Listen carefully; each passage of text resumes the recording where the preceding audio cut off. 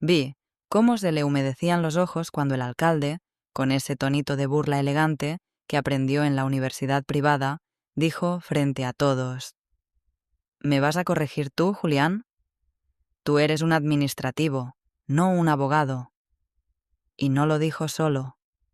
Lo remató con una risita y ese aplauso incómodo de los otros funcionarios que, por miedo o por costumbre, le siguen la corriente hasta cuando pisa una cucaracha. Julián solo bajó la mirada, ajustó sus lentes con el dedo índice y regresó a su escritorio. Ni una palabra. Pero yo ya lo había visto antes con esa misma expresión. El día que su esposa le pidió el divorcio y él le dijo que estaba bien, pero que se llevara también el microondas, porque él sabía calentar las cosas a fuego lento. Antes de seguir, quiero pedirte algo. Si estás escuchando esta historia y no te has suscrito, hazlo ahora. Solo el 3% de quienes nos siguen lo hacen. Y si le das me gusta, nos ayudas a seguir compartiendo historias como esta que parecen ficción, pero son más reales de lo que muchos creen. Julián Ramírez tenía 52 años y una voz de esas que se pierden entre el aire acondicionado y el tecleo de las impresoras viejas. Trabajaba en el municipio desde antes de que pusieran puertas automáticas. Su escritorio, en el archivo general, parecía una isla rodeada de carpetas manila, mapas doblados como origamis tristes y tazas con frases que ya no hacían reír a nadie. Era metódico, religioso con los sellos, los clips, las fechas en tinta azul. Tenía una memoria prodigiosa. Si alguien preguntaba por el acta 1277 de 2006, él decía, sin mirar nada, tercer cajón a la izquierda, detrás del informe de vialidad de El Roble. La gente lo ignoraba porque no tenía prisa. Y en este país, si no tienes prisa, no pareces importante. Los jóvenes que entraban con aires de Excel y PowerPoint lo miraban como se mira a una fotocopiadora vieja, útil, pero molesta. Nadie preguntaba qué pensaba. Nadie se sentaba con él a comer. Yo sí, porque sabía escuchar, porque nunca interrumpía, porque cuando alguien se burlaba de mí por tomar notas a mano, él solo decía: «El papel no se actualiza solo». A veces eso es bueno. Un día, mientras acomodábamos cajas en el depósito antiguo, me mostró una escritura. Era de 1979, con firma temblorosa de un tal Mateo Villarreal, dueño de varios terrenos que ahora parecían baldíos, pero que en realidad eran oro puro esperando urbanización. Lo curioso, dijo Julián, era que esa escritura no aparecía digitalizada en el sistema nuevo. No tenía título actualizado. Era como si el terreno existiera en cuerpo, pero no en ley. Me quedé callada. Él también. Luego la guardó entre los documentos sin clasificar y siguió ordenando como si nada. Pero desde ese día lo vi leer diferente. Ya no leía para ordenar, leía para anticipar. Julián no era de los que se meten en problemas, pero tampoco de los que olvidan una herida. Y el alcalde nuevo, ese que llegó con cámaras, promesas y una sonrisa de dientes blanqueados, acababa de rasgarle algo que no debía. Lo trató como a un mueble viejo, y los muebles viejos, cuando crujen, es porque guardan algo adentro. Él siguió yendo a trabajar cada mañana como si no pasara nada, pero empezó a llevar un cuaderno de apuntes, a quedarse después del horario, a fotocopiar cosas que nadie le pedía. Yo lo observaba, y juro, por lo más sagrado, que un día lo escuché susurrar entre dientes mientras sellaba un expediente. No hay prisa, pero va a llegar. Llegó con dron, cámara y sonrisa de comerciales de dentista.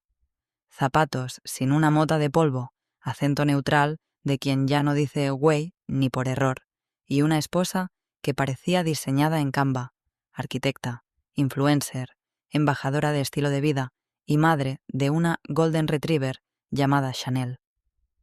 El nuevo alcalde No perdió tiempo. En su primera semana ya tenía banners colgados con frases como futuro digital y modernidad con legalidad. Reunió a todos en el auditorio y proyectó renders de un parque tecnológico que, según él, nos pondría en el mapa de la innovación latinoamericana. Casi podías escuchar los aplausos en estéreo, concejales, empresarios locales, un diputado medio dormido. Todos encantados. Yo estaba ahí. Julián también. No aplaudió, ni sonrió. Solo anotó algo en su cuaderno negro, ese que guardaba bajo llave. Y luego, como quien pregunta por el clima, levantó la mano y dijo en voz baja: ¿Se hizo ya la verificación de titulación catastral de los lotes del extremo norte? Creo que hay un expediente sin resolución. Silencio. Un concejal carraspeó. El alcalde lo miró como si le hubieran lanzado un tomate. ¿Cómo dijiste?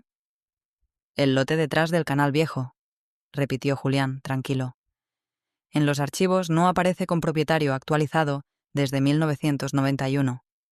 La sonrisa del alcalde se quebró apenas un segundo. Luego rió, esa risa que no es risa, sino bofetada disfrazada. Tú no entiendes de leyes, Julián. Eso es asunto de catastro y jurídico. Deja que los que sí estudiamos nos encarguemos, ¿vale? Y sin esperar respuesta, pasó a otra diapositiva. Una imagen de niños, jugando en un jardín con wifi gratis y árboles plantados por drones. Julián bajó la mano. Yo sentí una punzada en el estómago. No era la humillación. Era que conocía ese gesto, esa forma de parpadear lento, como si estuviera viendo el futuro caer por partes frente a sus ojos y supiera exactamente en qué lugar iba a rebotar primero. Esa tarde no volvió directo a casa. Se quedó en la oficina hasta que todos se fueron.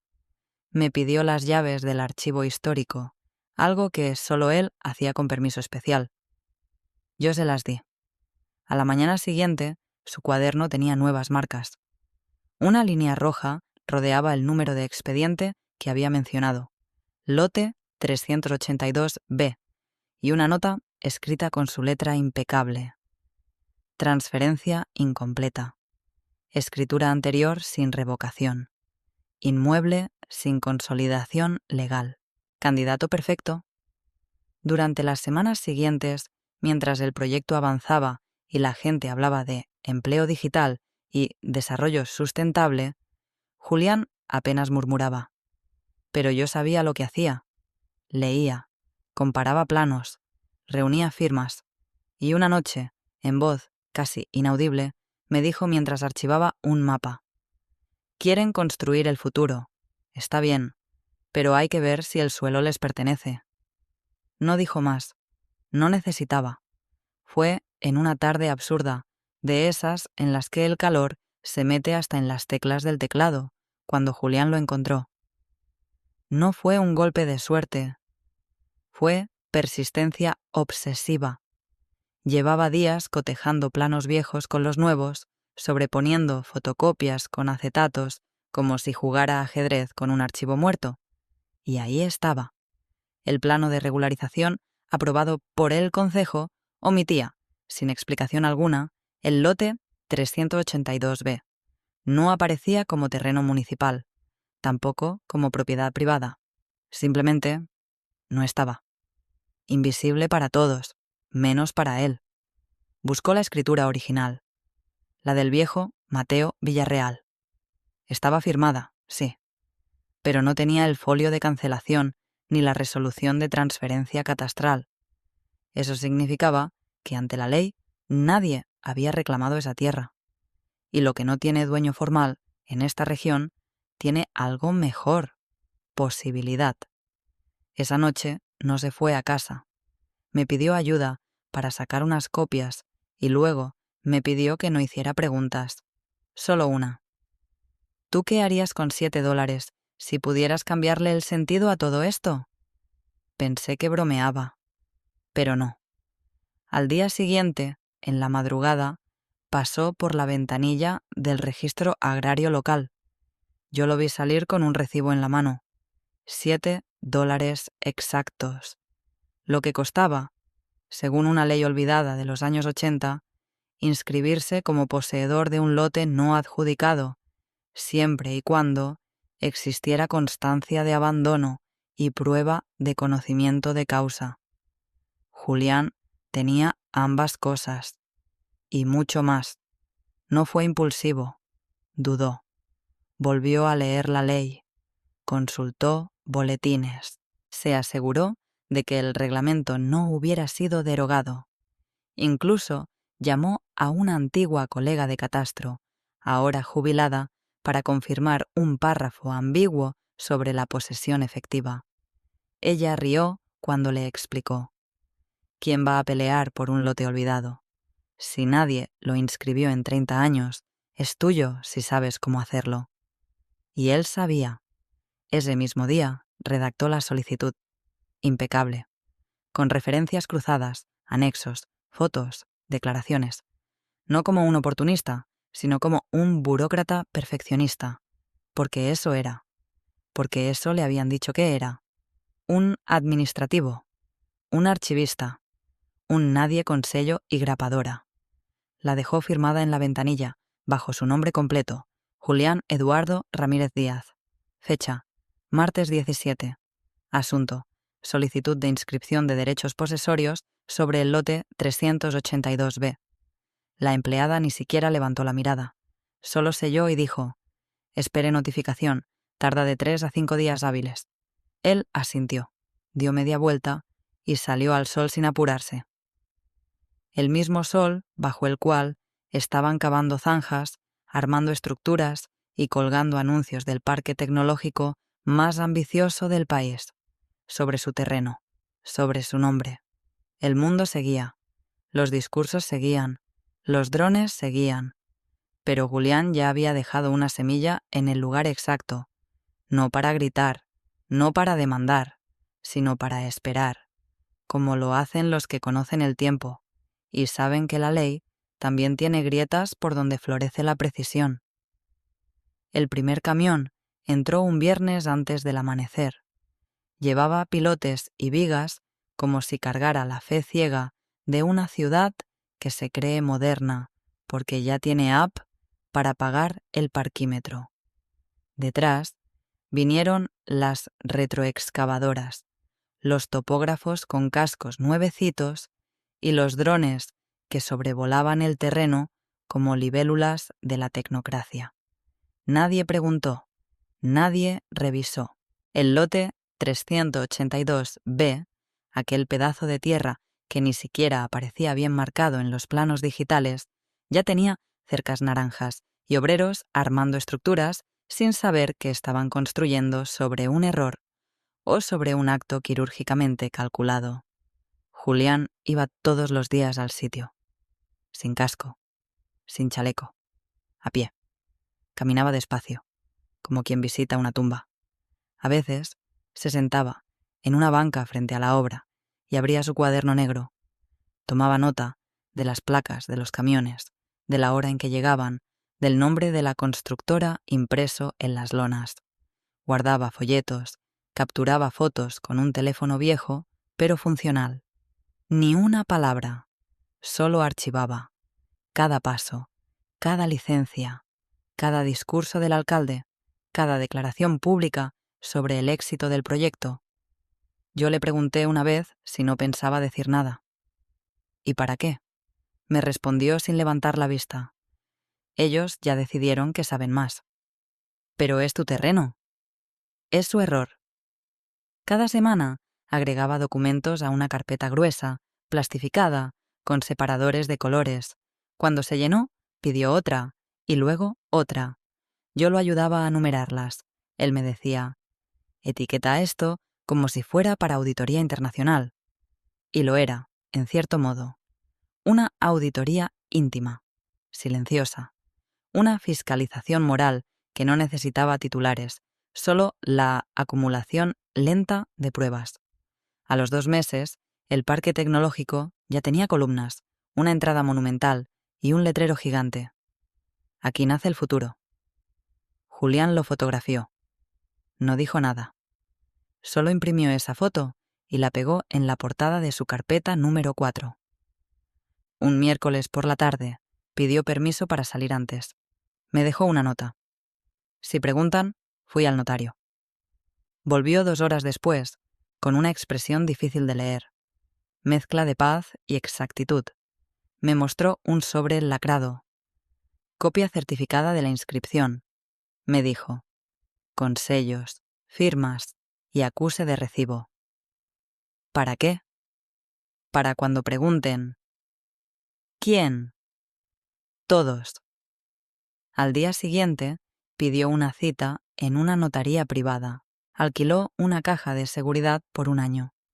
Metió el sobre dentro. Anotó el número de folio en su cuaderno, junto a la leyenda. Archivo externo. Activar solo ante conflicto. Yo lo vi salir del edificio con la misma parsimonia de siempre. Pero algo había cambiado. Ya no caminaba como empleado. Caminaba como propietario, que deja las llaves donde nadie se atreve a buscarlas. En la oficina, la euforia era otra. El alcalde aparecía en portadas, sonriendo junto a empresarios internacionales.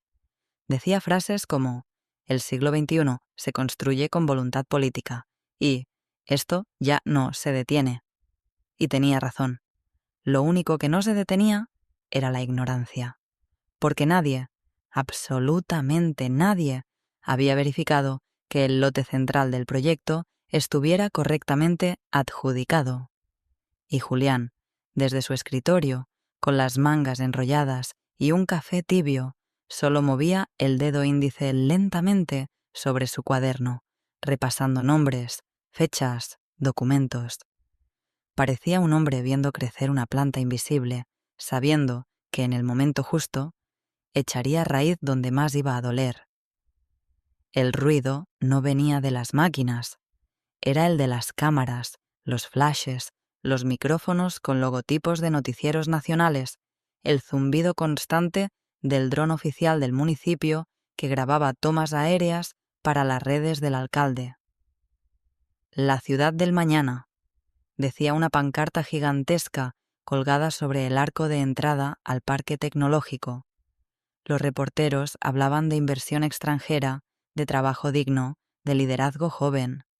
Nadie hablaba de títulos de propiedad, ni de escrituras, ni de posesión legal. Eso, según el alcalde, era cosa del pasado. Lo importante es la visión, no el papeleo, le dijo a una reportera que lo cuestionó suavemente en una transmisión en vivo. Y claro, como todo político en temporada alta, convirtió el proyecto en su plataforma. Cada poste nuevo era una promesa, cada render, una aspiración. La ciudad no tenía agua constante, pero ya tenía fibra óptica enterrada sobre tierra que no sabían si era suya. El martes siguiente, Julián recibió el sobre. No por correo. Se lo dejó en el escritorio uno de esos asesores nuevos que se visten como si vinieran de Silicon Valley, pero no saben archivar una licencia sin doblarla. El sobre tenía membrete oficial y adentro un documento impersonal. Debido al proceso de reestructuración institucional y al rediseño de funciones administrativas, lamentamos informarle que su plaza será descontinuada a partir del día 30 del presente mes. Ni siquiera firmaba el alcalde. Lo hacía un director que apenas conocía su nombre. Julián no dijo nada. No pidió reunión. No llamó a recursos humanos. Solo respiró hondo, dobló la carta con exactitud y la guardó entre sus documentos personales. Me miró. Ya empezó. ¿Qué cosa? La parte en la que creen que ganaron. Esa tarde pidió acceso a una impresora a color. Imprimió 3 copias certificadas de su inscripción de propiedad. Una la guardó en su cuaderno. Otra la metió en una carpeta manila con el sello del municipio que decía Documentación complementaria, urbanismo. Y la tercera la marcó a mano con un plumón negro para ser abierta el día de la inauguración. Yo lo vi colocar esa carpeta en el archivo de actos protocolarios, justo detrás de los guiones del evento inaugural. Nadie se dio cuenta. Nadie miraba a Julián. Había dejado de existir oficialmente desde que el proyecto agarró vuelo. Era solo el que ya se va, el que se jubila pronto, el que nunca hizo nada más que mover papeles. Firmó su renuncia voluntaria. No peleó la liquidación. No asistió al brindis de despedida. No publicó nada en redes. Salió del municipio con una bolsa de tela, su cuaderno y un sobre amarillo bajo el brazo. Ni siquiera se llevó la taza con su nombre. Solo miró por última vez el mapa del parque en la entrada del edificio y murmuró algo que apenas escuché. No sabían que ese terreno ya tenía dueño. Solo lo ignoraron porque no gritaba. Desde afuera, la ciudad seguía su curso. El alcalde aparecía ahora con celebridades locales, prometiendo becas, colaboraciones, sinergias. Nadie imaginaba que el epicentro de todo eso, el corazón del proyecto, estaba sostenido por una firma que no era suya. Julián, en cambio, esa noche durmió como quien sabe que el terremoto que viene no es castigo, es consecuencia. Las semanas siguientes tuvieron un ritmo distinto. Para todos, menos para Julián. Mientras la ciudad vibraba con entusiasmo artificial, nuevo logotipo del municipio, hashtag oficial del Parque Tecnológico, influencers invitados a recorrer la obra. Él pasaba las tardes en su casa, archivando. Las cajas que antes estaban en el trabajo, ahora ocupaban la mesa del comedor. Cada una etiquetada con precisión quirúrgica. Pruebas fotográficas, planos sin firma, declaraciones públicas, silencios estratégicos. Su hermana, Marta, lo miraba en silencio desde el umbral de la cocina, con ese tipo de compasión que no estorba. Hasta que un día no aguantó. ¿Estás bien, Julián? Él ni siquiera alzó la cabeza. Solo acomodó una hoja en su carpeta y respondió. Estoy esperando, fue todo. Y para Marta, que lo conocía desde que compartían cama de resortes oxidados, bastó. No volvió a preguntar. Desde la ventana se podía ver el parque a lo lejos, las grúas, los toldos, los tráilers con mobiliario importado. Todo avanzaba con la energía de quien cree que el presente no tiene consecuencias. Un grupo de inversionistas europeos hizo un recorrido privado. Venían con traductores, asesores de imagen y chalecos beige que no sabían ensuciarse. El alcalde los guiaba como quien presenta su obra maestra.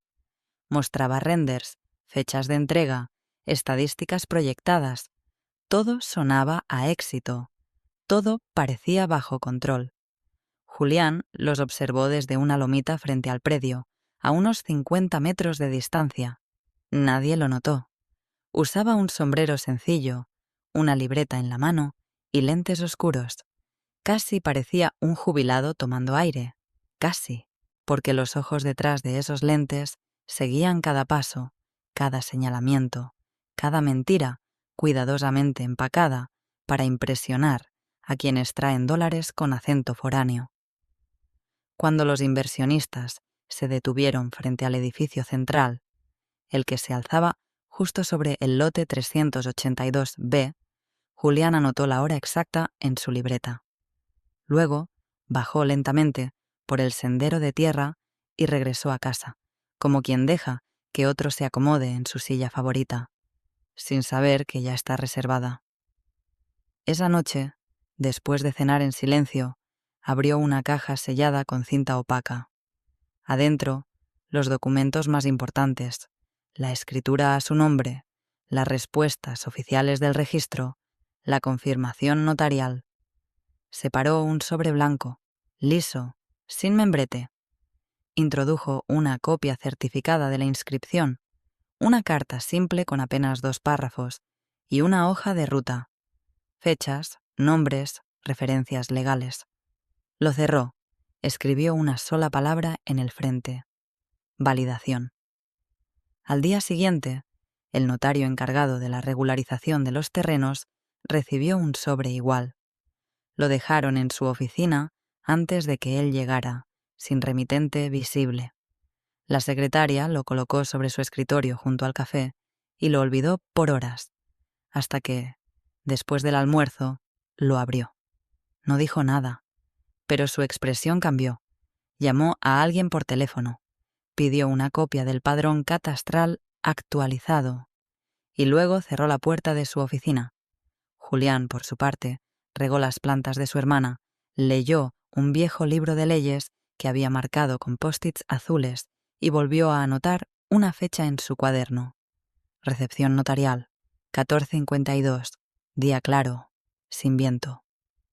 El silencio no era pasividad, era tensión contenida, era cuerda que se tensa hasta casi romper y que nadie ve hasta que truena. Desde temprano, la ciudad se vistió de ceremonia. Había banderas colgadas de los postes, cintas tricolor ondeando en la entrada del parque y estudiantes uniformados ensayando una coreografía con música electrónica que hablaba de cambiar el futuro con cada paso. Los medios llegaron antes que la luz.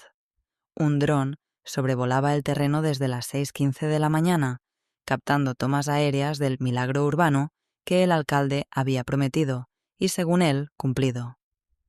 A las 8:00 ya estaban todos: cámaras, reporteros, concejales, empresarios, niños con globos, una banda escolar desafinando el himno. El alcalde apareció puntual, como estrella de televisión, saco azul rey, sonrisa de comercial de seguros y esa manera de saludar con los dedos apenas abiertos, como si estuviera bendiciendo en lugar de dar la mano. «Hoy celebramos el fin del rezago», dijo a una periodista con voz impostada. «Esta obra es un símbolo de legalidad, de progreso y de cómo la buena administración puede transformar hasta el suelo más olvidado. Yo estaba entre la multitud, fingiendo ser una más, pero lo vi llegar. Julián apareció a las 8:43, traje gris oscuro, corbata vino, el mismo reloj que llevaba desde su boda hace 20 años. Caminaba con calma, con los hombros rectos y la mirada fija en el edificio principal. Nadie lo reconoció. Para todos, era solo un invitado más, quizá algún proveedor o un familiar de algún funcionario. Pero yo supe. Lo supe porque llevaba en la mano derecha su cuaderno negro y en la izquierda un sobre sellado. Se detuvo cerca del módulo de protocolo. Observó a los concejales tomarse fotos, al diputado local acomodarse la faja para salir bien en cámara. El alcalde ajustaba el micrófono, ensayando frases como «Nosotros sí cumplimos» y «Esto es solo el comienzo». El escenario tenía fondo de vinil con logotipo nuevo y un eslogan que parecía escrito por ChatGPT en modo campaña: «Innovar es avanzar». Julián respiró hondo, revisó por última vez los documentos dentro del sobre y caminó hacia el costado del escenario, donde estaba el notario. Alto, con el cabello blanco perfectamente peinado, el notario hojeaba una carpeta, sin mucho interés. No lo había visto venir. Hasta que Julián se detuvo frente a él, lo saludó con una leve inclinación de cabeza y dijo, sin rodeos: «Es hoy».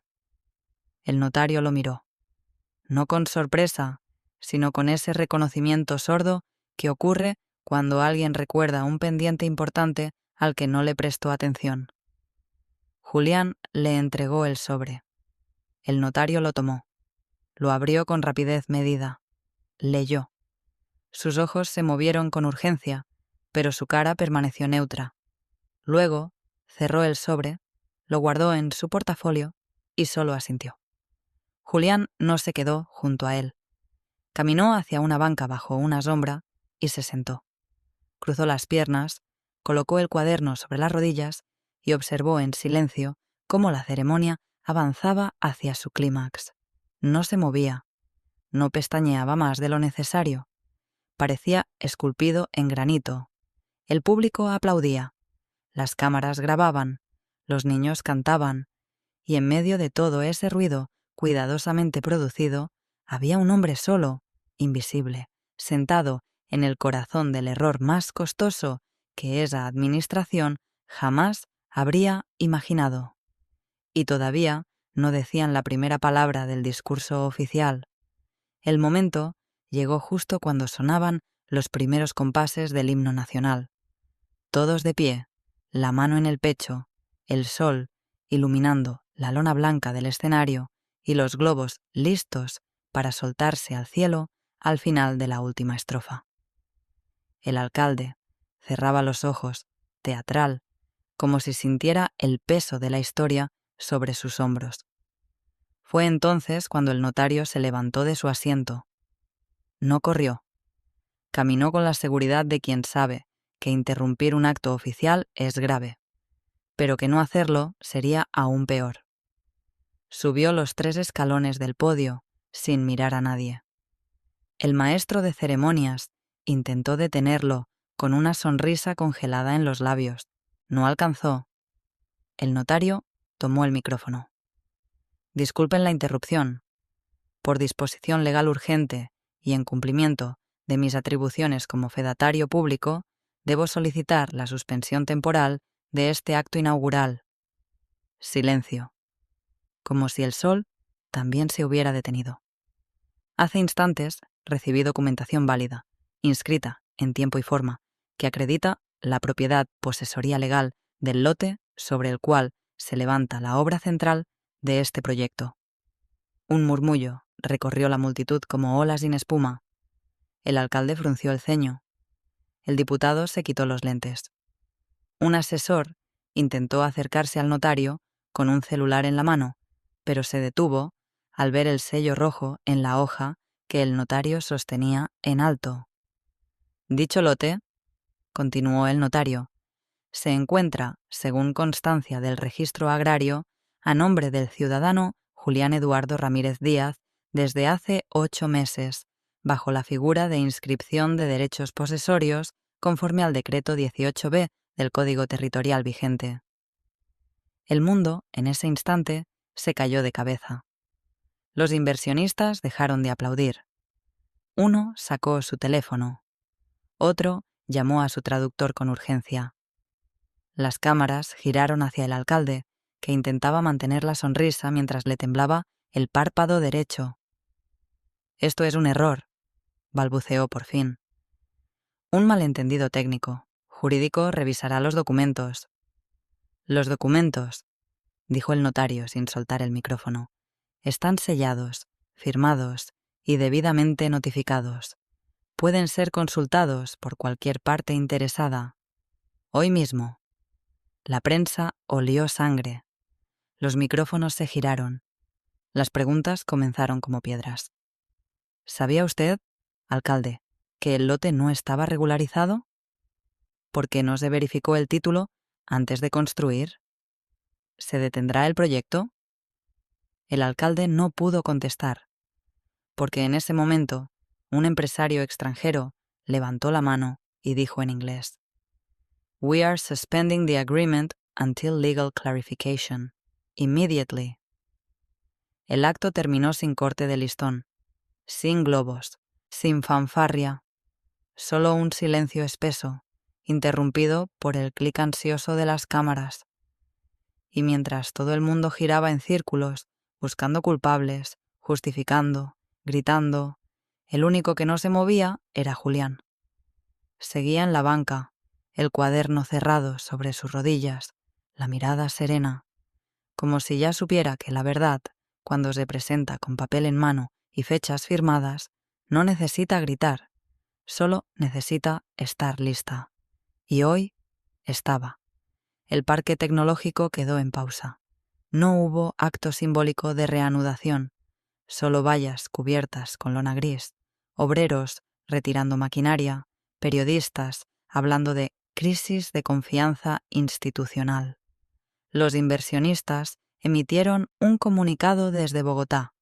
Suspendían toda inversión hasta que se aclararan los hechos jurídicos. En pocas palabras, se largaban. Una semana después, la Contraloría inició una investigación por negligencia grave. El expediente no tardó en hacerse público. El municipio había omitido la verificación de titularidad del terreno más crítico del proyecto. El escándalo se volvió carne de noticiero.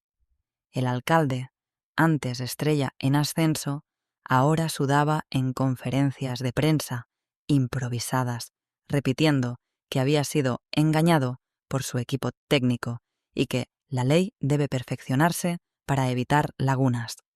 Pero la laguna no estaba en la ley, estaba en su soberbia. Julián no dio entrevistas, no apareció en los medios, no publicó nada.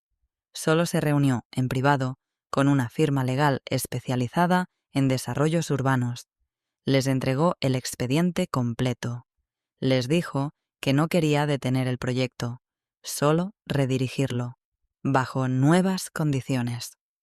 A las 3 semanas se anunció que el terreno sería vendido, no expropiado ni cedido, a un fideicomiso recién constituido. Curiosamente, el accionista mayoritario de ese fideicomiso era Julián Ramírez. No puso trabas, no infló el precio. Solo pidió 3 cosas: respeto a las leyes de propiedad, transparencia total en la ejecución y voz decisiva en cada cambio estructural. El proyecto se reconfiguró, se limpió, se despolitizó, cambió de nombre. Ya no llevaba el apellido del alcalde. Ahora se llamaba Nodo 382, en honor al lote que todos ignoraron. A los 3 meses, Marta me contó que Julián ya no vivía con ella. Se había mudado a una casa modesta cerca del centro, con patio y jacarandas. Seguía archivando, pero ahora documentos propios. Era, finalmente, dueño de su tiempo. Lo vi una tarde caminando por la plaza. Traje claro, sombrero de ala ancha, una carpeta bajo el brazo, y detrás de él, como un fantasma con corbata mal planchada, el exalcalde, sin cámaras, sin drones, solo un tipo derrotado por su propia prisa. «Julián», dijo, intentando sonar casual, «¿todo esto? ¿Por qué lo hiciste?» Julián se detuvo, giró con lentitud, lo miró a los ojos, y con esa voz tranquila, de aire acondicionado y tinta azul, dijo: «No soy abogado, pero aprendí a leer», y siguió caminando. El exalcalde no lo llamó de nuevo. Solo lo vio alejarse, sin aplausos ni escándalo, como si se llevara con él el último fragmento de dignidad que le quedaba a esa administración. La ciudad volvió a moverse. El proyecto, ahora sin pancartas, sin eslóganes vacíos, retomó obras en silencio.